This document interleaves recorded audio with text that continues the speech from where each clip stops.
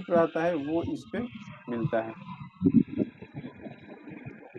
ये अपर गेट हुआ, 19 वोल्ट की सप्लाई मिलेगी ड्रेन को।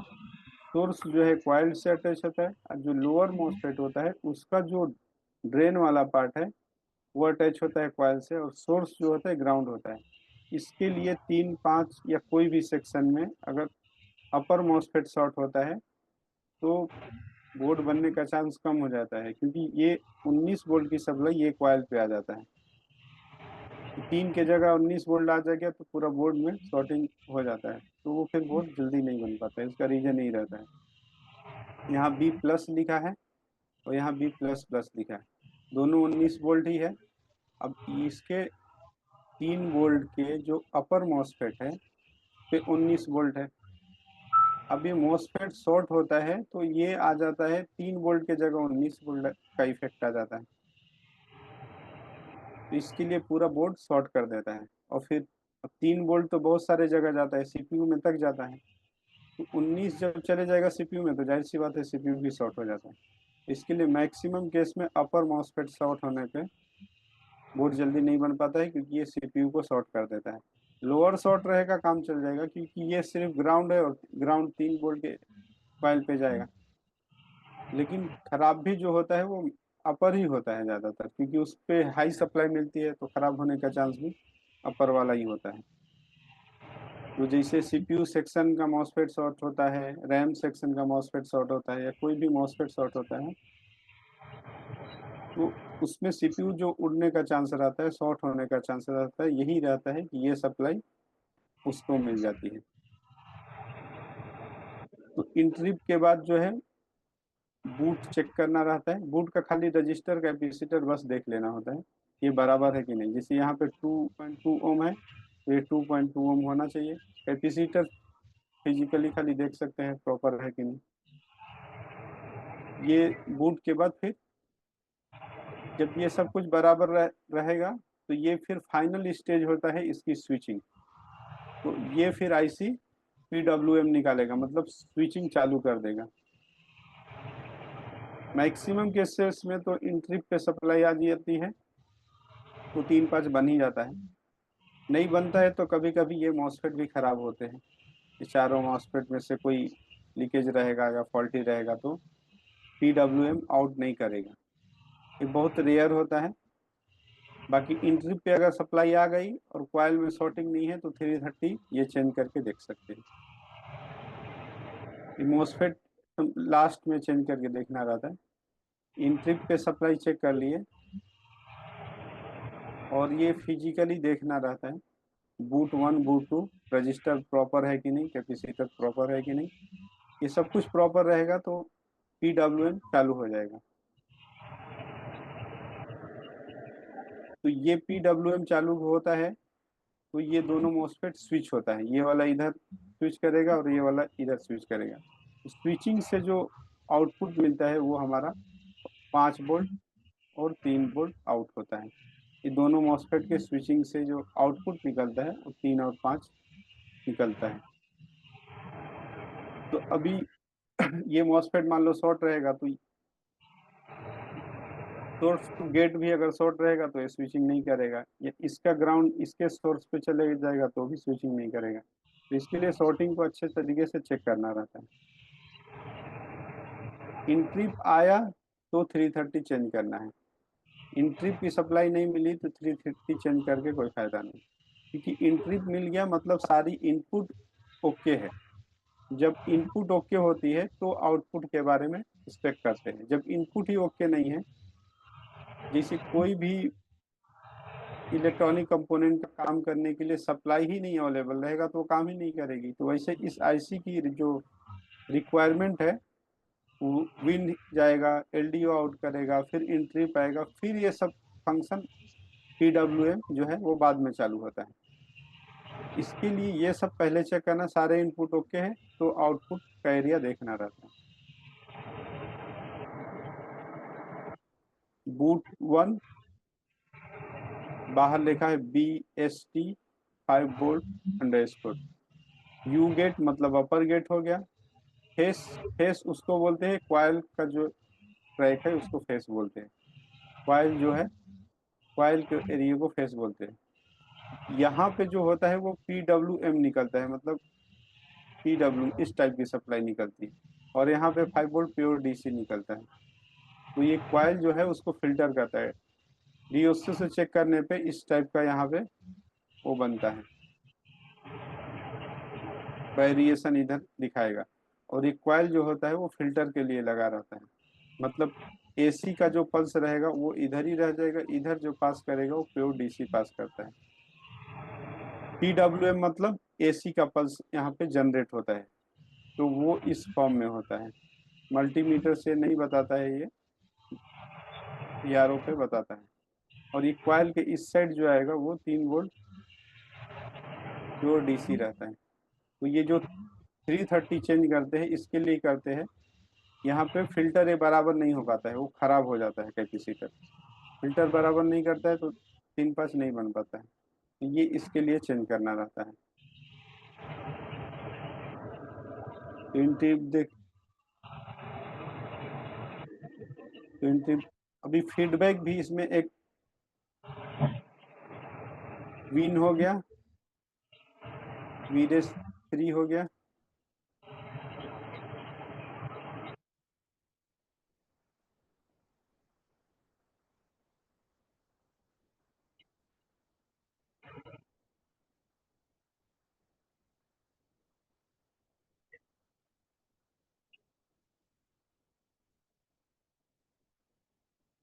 तो विन चेक कर लिए, 19 आएगा।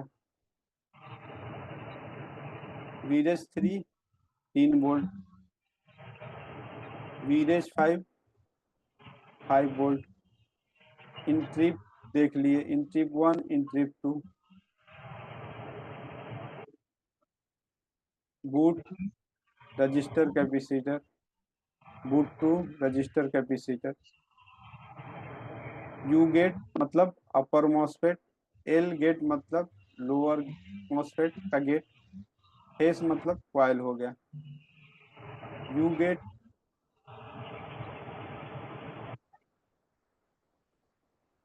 अब दो 3 वोल्ट भी बनता है एक IC में, 5 वोल्ट भी बनता है, तो सेम चीज दूसरे साइड भी है।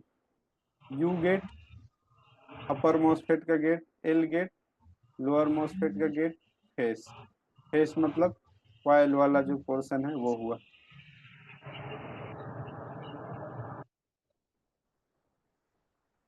VO1 VO2, VO1 और VO2 क्या है? ये फीडबैक रहता है। देखो 5 वोल्ट मिल रहा है कि नहीं कॉइल पे, ये IC को इसके थ्रू पता रहता चलता है। यहाँ पे देखो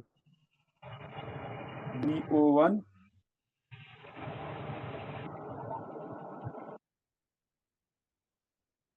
और वोल्टेज आउट, VO1 मतलब वोल्टेज आउट 1 और वोल्टेज आउट 2। अगर खाली ये ट्रैक कट जाएगा तो 3 5 नहीं बनेगा, या बनेगा तो कम बनेगा, क्योंकि इसमें एक फीडबैक है। IC को पता चलता रहता है कि हाँ इस पे 3 वोल्ट बन रहा है और इस पे 5 वोल्ट बन रहा है। अभी जिसे हार्ड डिस्क लगाते हैं तो वो 5 वोल्ट का लोड लेता है, एक और USB लगा दिए तो वो भी 5 वोल्ट का लोड लेगा, कोई और USB लगा दिए, तो वो लोड के अकॉर्डिंग जो है ये स्विचिंग अपना फास्ट करते रहता है। जितना आगे ज़्यादा लोड होएगा ये स्विचिंग फास्ट करेगा, मतलब 5 वोल्ट की रिक्वायरमेंट बढ़ती जाएगी तो उसी हिसाब से ये IC काम करता है। लोड बढ़ेगा तो स्विचिंग ज़्यादा कर देगा, तो 5 का 5 वोल्ट वहाँ पे मेंटेन रहेगा, वोल्टेज ड्रॉप नहीं होएगा। तो ये इससे जो अटैच होता है वो फीडबैक, फीडबैक कॉइल के बाद एक लाइन लेता है वोल्टेज आउट, VO1 VO2। ये फीडबैक में गड़बड़ी रहेगा तो कॉइल पे सप्लाई जो है वो कम बनता है, जैसे 3 के जगह 2 वोल्ट बनेगा, या 5 के जगह 3 वोल्ट बनने लगे, 4 वोल्ट बनने लगे, तो वो जो प्रॉब्लम होता है वो फीडबैक से रिलेटेड रहता है। कॉइल पे कभी देखते हैं कि 5 के जगह 4 बन रहा है, या 3 वोल्ट के जगह 2.5 वोल्ट बन रहा है, 2 वोल्ट बन रहा है, तो उसमें जो होता है वो फीडबैक का एरिया चेक करना रहता है। क्योंकि फीडबैक में यहाँ पे रजिस्टर भी लगा हुआ है, तो ये रजिस्टर में कुछ प्रॉब्लम हो सकता है, इसमें कुछ प्रॉब्लम हो सकता है।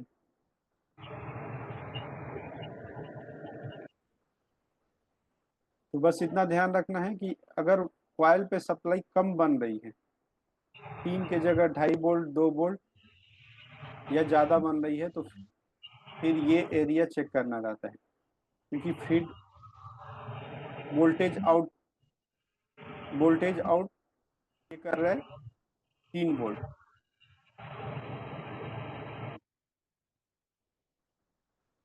और ये रजिस्टर से जो है इसको फीडबैक मिलता रहता है। ये F2 जो है F1, ये भी देखो इसी से जाके अटैच है, रजिस्टर कैपेसिटर और ये आपस में दोनों अटैच है।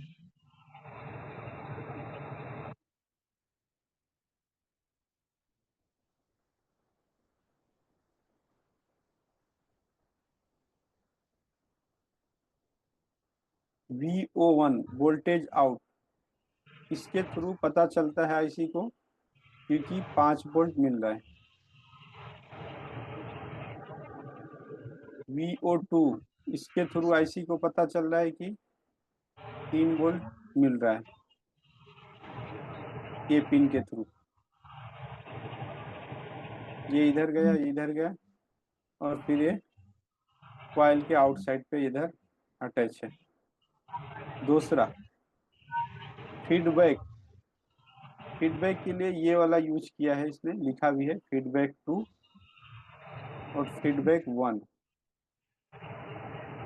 जबकि ये दोनों ट्रैक आपस में ज्वाइंट है। देखो वोल्टेज V वोल्टेज आउट 1 और फीडबैक 1, ये इधर से गया, एक रजिस्टर लिया 30K का,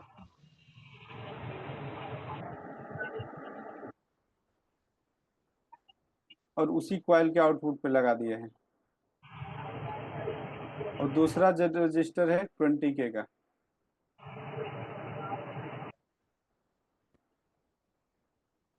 तो ये दोनों वोल्टेज डिवाइडर हुआ कि नहीं हुआ?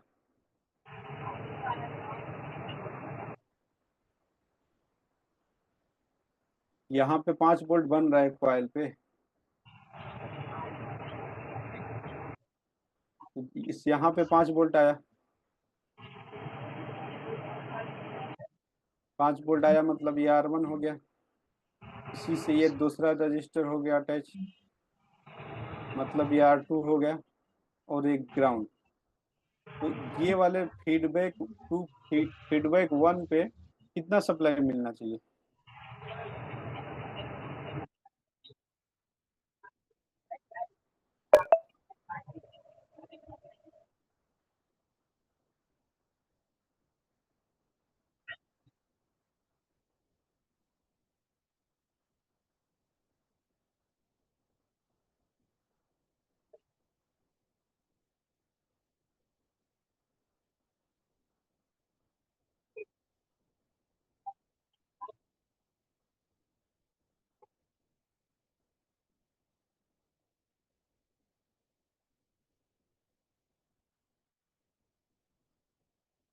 सोर्स वोल्टेज 5 वोल्ट, रेजिस्टेंस का वैल्यू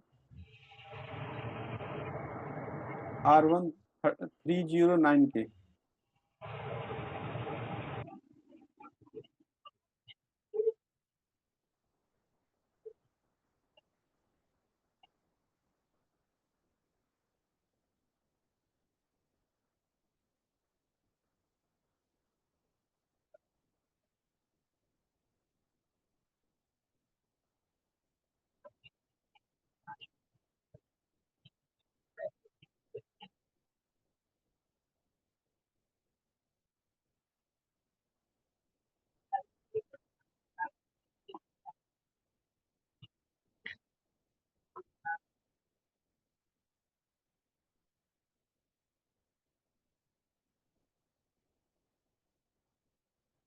इनपुट वोल्टेज जो है वो 5 वोल्ट है,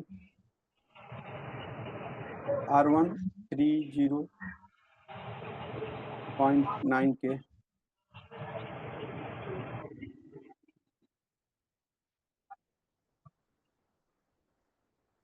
R2 का वैल्यू है 20K।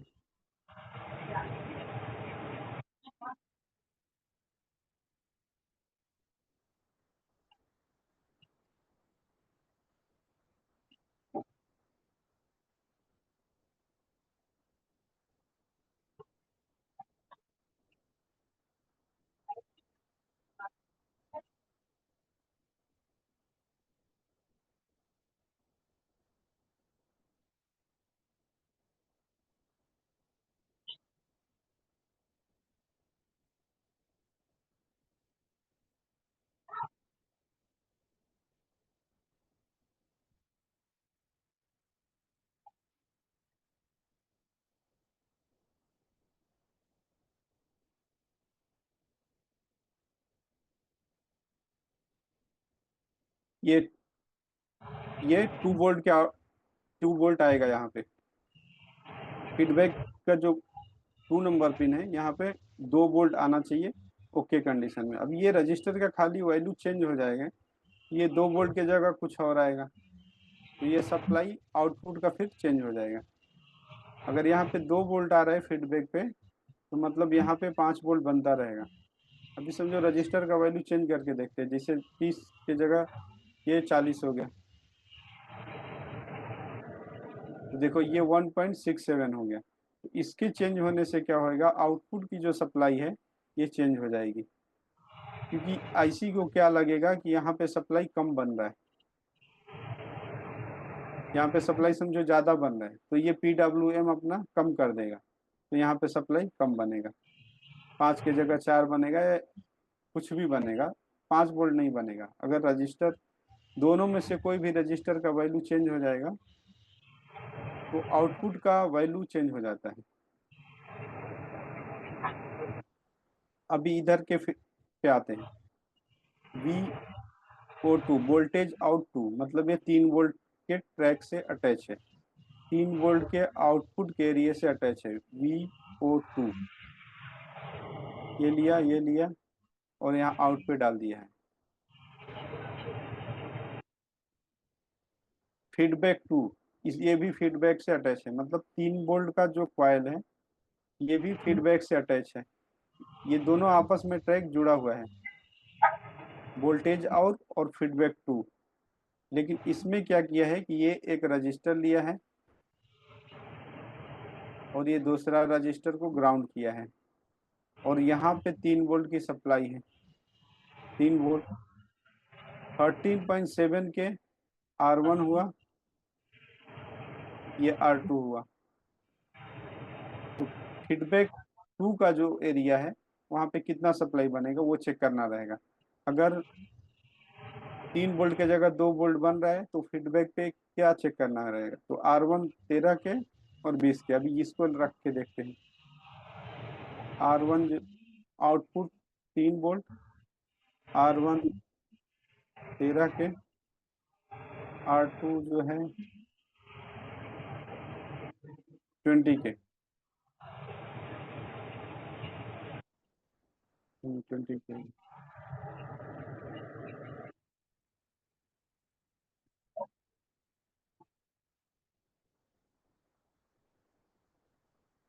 Input voltage 3 volt, resistance 13 kilo ohm, 20 kilo ohm, 1.82 volt. ये फीडबैक पे क्या बनेगा, 1.8 वोल्ट, और फीडबैक 2 पे 2 वोल्ट।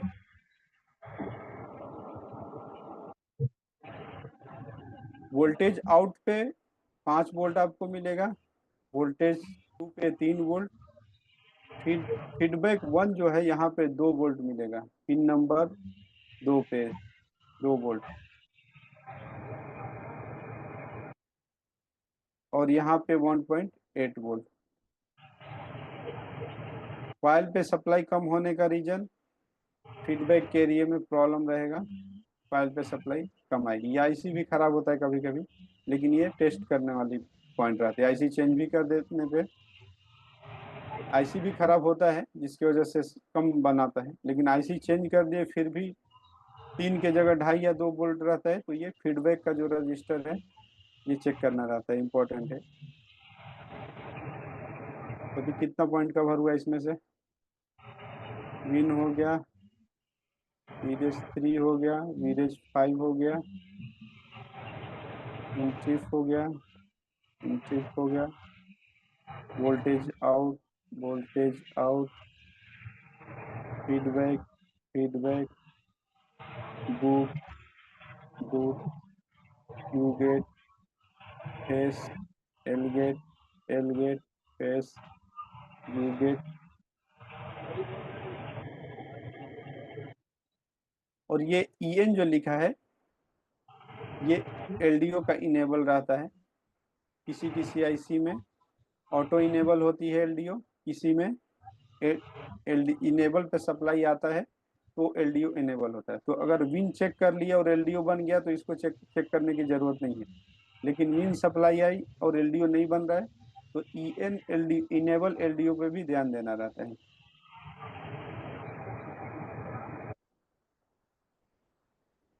क्योंकि यहाँ पे ये क्या किया है, इसको अंडर रेट कर दिया है, मतलब ये पार्ट लगा हुआ नहीं है, ये सब अंडर रेट दिया है। तो ये ऑटो इनेबल यहाँ पे 3 से 5 वोल्ट के आसपास ही बनाता है। जिसमें नहीं रहेगा वो चेक करना रहता है।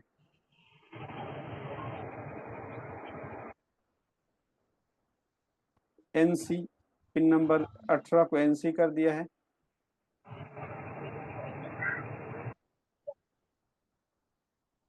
की पैड ये भी NC है। तो अभी बचा क्या? Power good. 3 5 ओके है कि नहीं, इसकी कंफर्मेशन जो है ये पावर गुड से मिलता है। कॉइल पे 5 वोल्ट मिल रहा है, ये कॉइल पे 3 वोल्ट मिल रहा है। अगर पावर गुड पे सप्लाई नहीं मिल रही है तो ये 3 5 को ओके नहीं माना जाता है। मतलब सप्लाई तो मिल रही है लेकिन ओके सप्लाई नहीं है, जब तक ये पावर गुड POK जो लिखा है वो ना मिले। इसी के रीजन से बोर्ड में 3 5 बनता है लेकिन बोर्ड ऑन नहीं होता है, क्योंकि ये कंफर्मेशन पावर ओके ही देता है कि हाँ जो 3 5 बन रहा है वो ओके सप्लाई है, 3 वोल्ट ओके है, 5 वोल्ट ओके है। अगर ये सबसे लास्ट में चेक करने वाली बात है, सब कुछ ओके है कि नहीं इसका कंफर्मेशन यही IC देती है पावर गुड के नाम से। मोस्ट इम्पोर्टेंट पिन है पावर गुड। 3 5 बोर्ड में बन जाएगा, बोर्ड ऑन नहीं होएगा अगर पावर गुड IC नहीं निकालेगी तो इसके लिए कॉइल पे अगर 3 5 बन भी रहा है तो ये पावर ओके या पावर गुड जो भी लिखा है, पावर गुड गुड POK, अंदर नाम पावर गुड है, बाहर POK। इसको कॉपी करते हैं।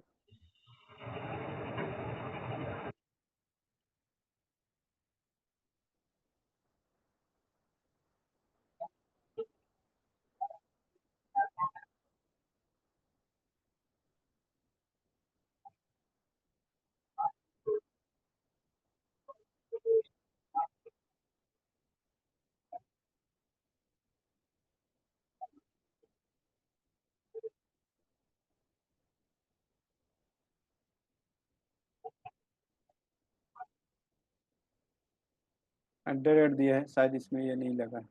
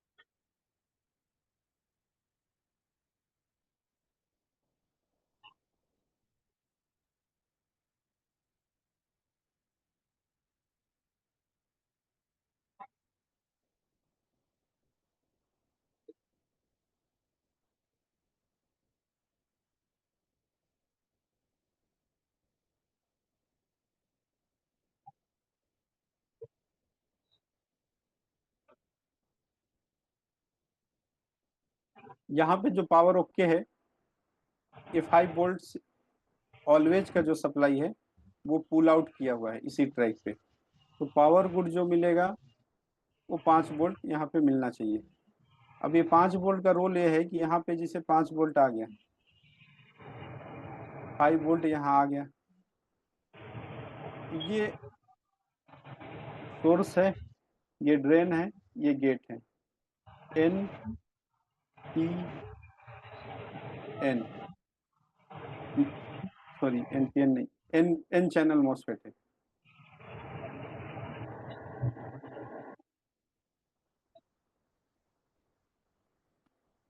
एन चैनल मॉसफेट है।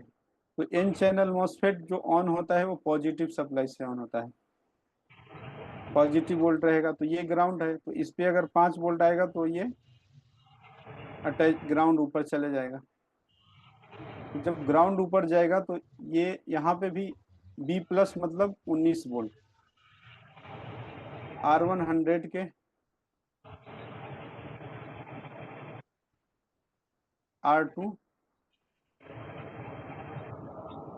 ये R1 हो गया, ये R2 हो गया, तो ये वोल्टेज डिवाइडर का सर्किट बन गया।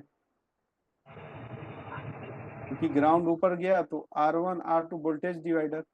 तो R1 जो है 100 के है, R2 22 के है। तो यहाँ पे जो मॉसफेट लगा हुआ है वो पी चैनल मॉसफेट है। एरो देखो अंदर है, एरो में पी अंदर साइड रहता है और एन में एरो बाहर रहता है, दोनों में डिफरेंस। तो यहाँ पे 19 है, तो इसको ये सप्लाई को इधर ट्रांसफर करने के लिए यहाँ पे सप्लाई कम आना चाहिए। तो 100 के इनपुट वोल्टेज 13 वोल्ट, R1 100 के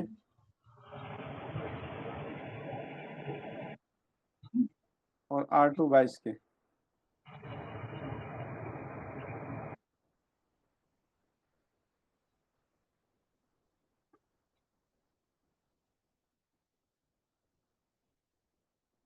तो यहाँ पे जो सप्लाई बनेगा 2.34 वोल्ट। तो 2.34 वोल्ट आएगा, तो ये सप्लाई इधर स्विच करेगा। तो इस स्विच करने से क्या होएगा कि बोर्ड ऑन होएगा, क्योंकि बी प्लस बेस स्विचिंग जो हो रहा है वो इसी सप्लाई से हो रहा है। 3 वोल्ट, 3 वोल्ट जो 3 VS 5 वोल्ट 5 VS में बन रहा है, उसको गेट को ऑपरेट करने के लिए यही सप्लाई जा रहा है।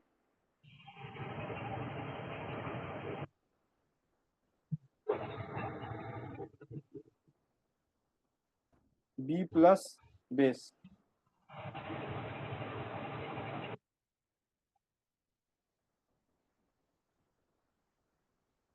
- 1.5 वोल्ट सीपीयू को जो ट्रांसफर होता है।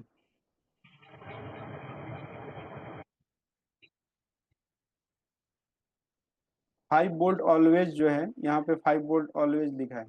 5 वोल्ट ऑलवेज मतलब एक क्वाइल की सप्लाई है। क्वाइल पे जो 5 वोल्ट बन रहा है, अभी होगा क्या, 5 वोल्ट ऑलवेज क्वाइल पे बन रहा है।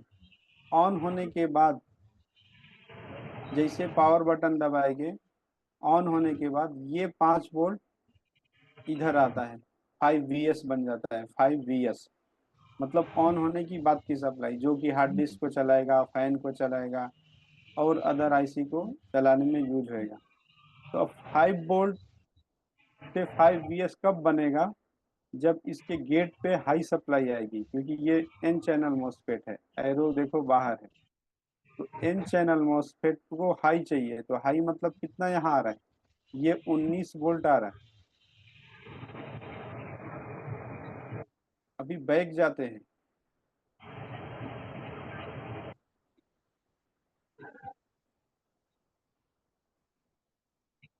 अगर 3 5 का आईसी जो है पावर गुड खाली नहीं निकालता है, तो ये इधर सप्लाई जाएगा नहीं, और बोर्ड ऑन तो हो सकता है हो जाए, लेकिन कोई भी लोड नहीं लेगा, क्योंकि 3 VS 5 VS 1.5 VS कोई भी सप्लाई बोर्ड में नहीं बनेगी।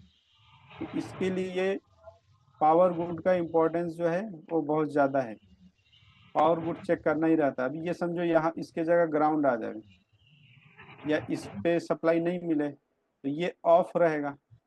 जब ये ऑफ रहेगा तो यही 19 वोल्ट इसके गेट पे चले जाएगा और यहाँ पे कोई सप्लाई नहीं मिलेगी। ये डेल 3521 के बोर्ड में आता भी है प्रॉब्लम। ऑन होएगा 3 VS 5 VS 1.5 VS कोई भी ऑन होने के बाद वाली कोई भी सप्लाई नहीं बनती है। तो इसके लिए 3 5 चेक करने के बाद पावर गुड उसका चेक करना जरूरी होता है। पावर गुड ही ये बताता है कि ये 3 5 जो बना है वो प्रॉपर है, ओके है। खाली कॉइल पे चेक कर लेने से काम नहीं होता है। पावर गुड खुद कंफर्मेशन देता है कि ओके, कि हाँ ये जो सप्लाई है ओके सप्लाई है। अगर ये नहीं आएगा तो यहाँ पे ये ऑफ रहेगा, क्योंकि ये ग्राउंड यहाँ पे आ जाएगा तो ये फिर सप्लाई इधर का इधर ही रह जाएगी 5।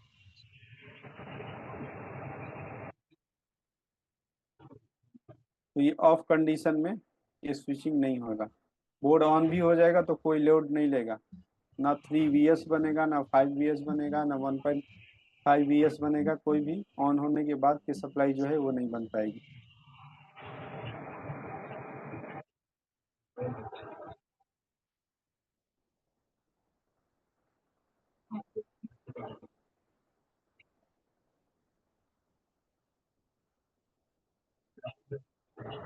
एवरेज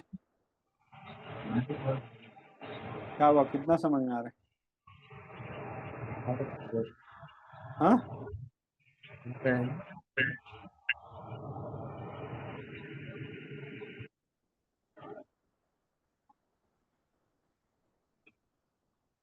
कितना परसेंट आ रहा है समझ में?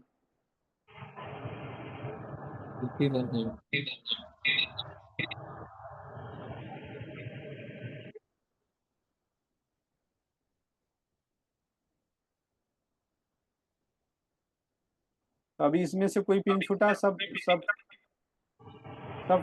एक एक पिन के बारे में बता दिया। 24 कितना पिन है? 4 6 के 24, 24 पिन है। इसमें कौन सा भारी काम है? 24 पिन के बारे में ही तो खाली स्टडी करना है। 24 में से कितना तो ग्राउंड है, कितना एनसी है।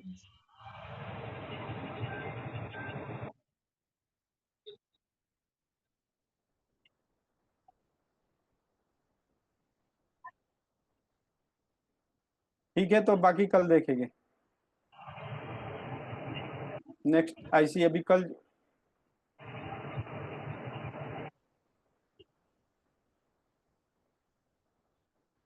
अभी यहाँ पे ये आज अभी तक जो बताया वो TPS 5125 के बारे में बता रहा था। तो ये भी जो है